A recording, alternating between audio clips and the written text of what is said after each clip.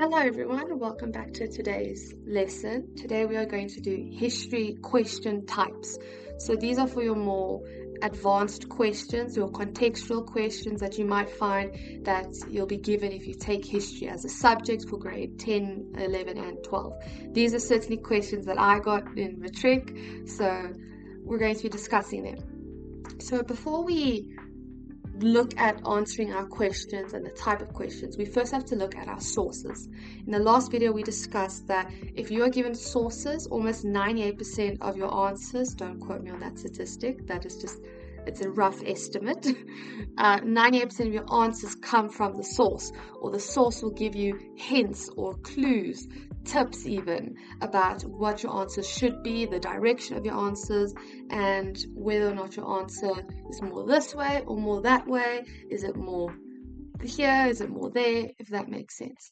So when we look at a source, we first have to look at the 5 W's. Who's the source about? Why are we given the source? When does the source take place? Where does the source take place? And what, who, what, when, where, why. Sorry, why we're given the source. So when we look at a source, you already use your highlighter and write down the 5 W's, who, what, when, where, why, and then color code it. So who the source is about, highlights in one color, what the source is about. Usually your what is like a whole summary of the source that will be given in your little description above your source. So that will say, like in the last video, we read about the German Chancellor Bismarck. That would be the what and the who and the where. Okay, and the why. The only place it doesn't give is the when, because we should know that date. Then we look at who the author is. The author is very important when it comes to source-based questions, as the author tells us if the source is credible or not. What credible means is the source subjective?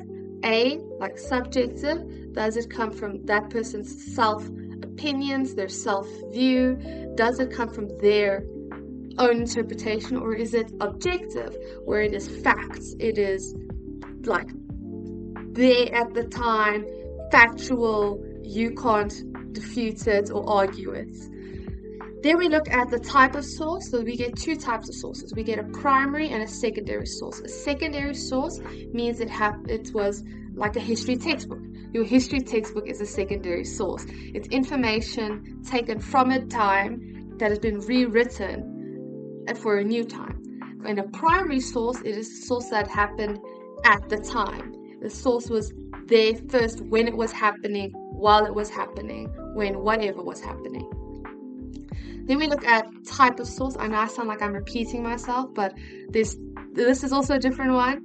The type of source, is it a paragraph source? Is it a cartoon? Is it a image? Is it a map? I know for some of the past papers that I've been doing with my kids that there's maps that we are given about like Africa, and then they're color coded. If you remember the last video, I talked about drawing a map and just doing the trades in colors. Yeah, so sometimes you can get actual maps that show you what parts have been colonized by what people, or colonies, what the trade routes were. Sometimes you can get maps. Sometimes. Okay. Then we look at the key parts of the source. So the key parts are anything that stands out, that really grabs your attention. If you remember from the last video, I really suggest you guys go watch it before watching this one. We had a little source base that talked about valuable resources. So if you had read that source, what would have stuck out to you was gold, ivory, and something else. I can't remember the third one, but the word valuable resources and then what those resources were would have stood out. That tells you already, okay, we're going to have a question about this. A key part can also be a date. It could be a specific group of people. It could be, especially if it's, for example, about World War II with Germany and the Nazis, you could have a paragraph on the Jews. So your key parts would be on the Jews, or on the soldiers, or on Hitler himself, or his allied friends. Don't know how to really phrase that. But anyway, So the first type of question we get is a point of view. So from your point of view, or the author's point of view kind of question. Sometimes they will specify from your point of view, or from the author's point of view, or from a point of view as a student studying, da da da da. Their word point of view all there. That already tells you that your answer for this question is going to be biased. The point of view is biased, but why? We can't just say it's biased. We always have to back up our answer with facts. So, is the author biased? Is the date, did it happen at the time? Is the source accurate? Was it at the time there? Was it primary, secondary source? Was it an image? Was it a cartoon? Okay. What language was used? So when we talk about language used in history, usually when we get a source, it is usually just very plain and boring. There's no adjectives, there's no metaphors, there's no idioms. But sometimes there will be metaphors or idioms. More specifically, there'll be adjectives, colorful words.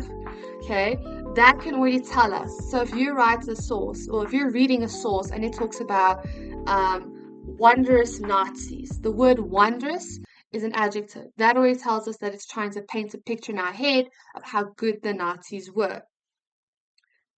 Are you guys with me? Am I making sense? I hope I'm making sense. I teach like this in person as well, where I constantly stop and ask, am I making sense? It's just how I teach. And then the last thing we look at is who the source is about. Is it about someone in power, an authority figure, or is it about someone that is there at the time that's being affected, like the Jews or the Gypsies or the LGBTQIA+. I think I got that right. Forgive me for not getting it right if I got it wrong. It's a lot of letters and I am very dyslexic. Then our next question is actually a question. It is a examine and a describe. So when we are asked to examine a source, we're looking at the 5 W's. But when we're also asked to describe a source, we're also looking at the 5 W's. Who, what, when, where, why. Okay, hopefully I put something on this side of me. This is very weird doing it like reverse like this, but hopefully I put something here on the 5 W's, or even just a funny cat picture. Do you guys probably think I own cats when I don't? Just the stickers are funny to me.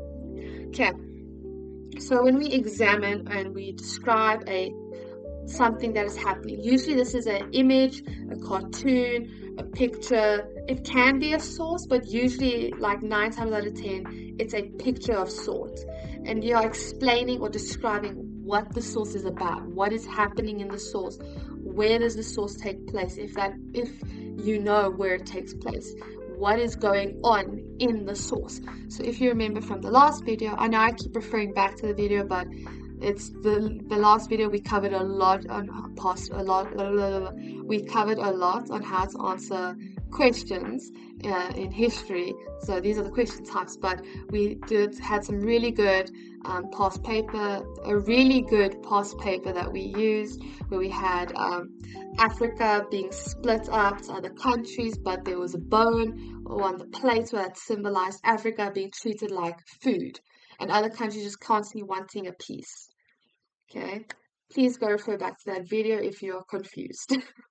Okay, so examine and describe are interchangeable questions, but be careful to not write the word described when it's an examined question, or the word examined when it is a described question. Our next one is a discussion question. Discuss blank, blank, blank, blank, blank, or discuss something, something, something, something. So when we have a discussion question, we are looking at what the source is about and the 5 W's and source references. So source references is literally saying source B, source A is about da da da da da da. When in doubt, when having a source, you are very confused on what the source is about, or you're unsure about what they're going to be asking you in the source, or where your answers may lie, always look at the 5 W's. Who, what, when, where, why. If there is a how, a how as well. um, but that, and then your own knowledge for a discussion question. This is where you can put in, I like to call it a fun fact, but it's a related fun fact. So if you talk about, in the last paper, we didn't get to the section about the suffragettes and women's voting. But if I was to get a discussion question, I would say, let's give it a question. So discuss women's voting during World War One. I would say source A is about women's voting during World War One, where women had to take over the roles of men. This is because the men were at war. During this time, women were still not allowed to vote, and they began wanting to vote and to work and to not be stay-at-home moms. This led to an uprise of women wanting to vote. This led to the creation of the suffragettes. The word suffragette, suffer or jets. I think one of the parts of the word means to vote, and they were called that. And they had peaceful protests like letters, petitions that soon became more aggressive forms of protests. Boom, done. I've thrown in what the source says with my own